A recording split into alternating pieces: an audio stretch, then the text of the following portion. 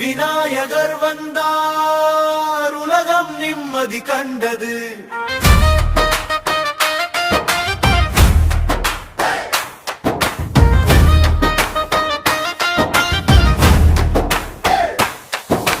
விநாயகர் வந்தார் உலகம் நிம்மதி கண்டது.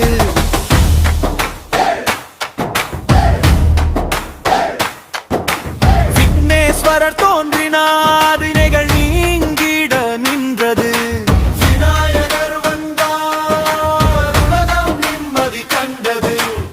பார்வதி தேவி நீராட வந்தார், பரிசுத்தம் கொண்டு பூசை செய்தார், சந்தன குழம்பால் உருவம் செய்தார், அதற்கு உயிர் ஊட்டி பிள்ளை பெற்றாள். விநாயகர் வந்தார் உலகம் நிம்மதி கண்டது.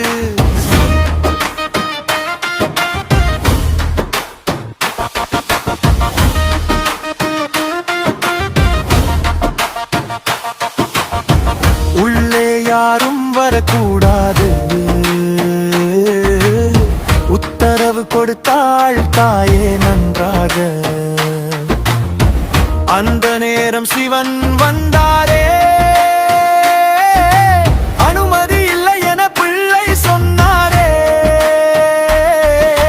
விநாயகர் வந்தார் உலகம் நிம்மதி கண்டது.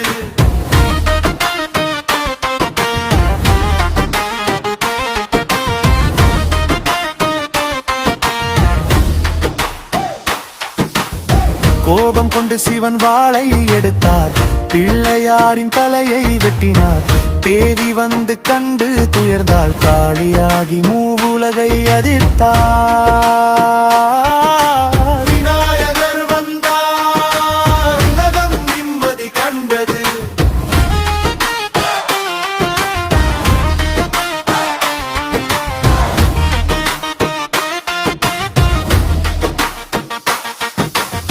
அஞ்சிய தேவர்கள் சிவனை நாடி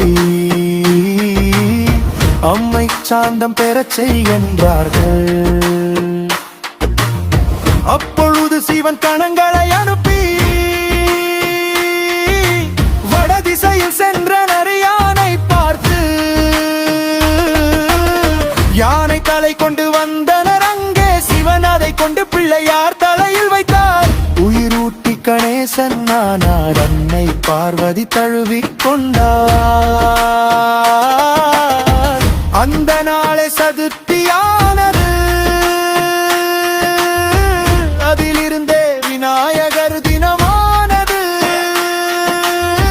விக்னேஸ்வரன் வந்த நாளது, வாழ்வின் தொடக்க நாளது.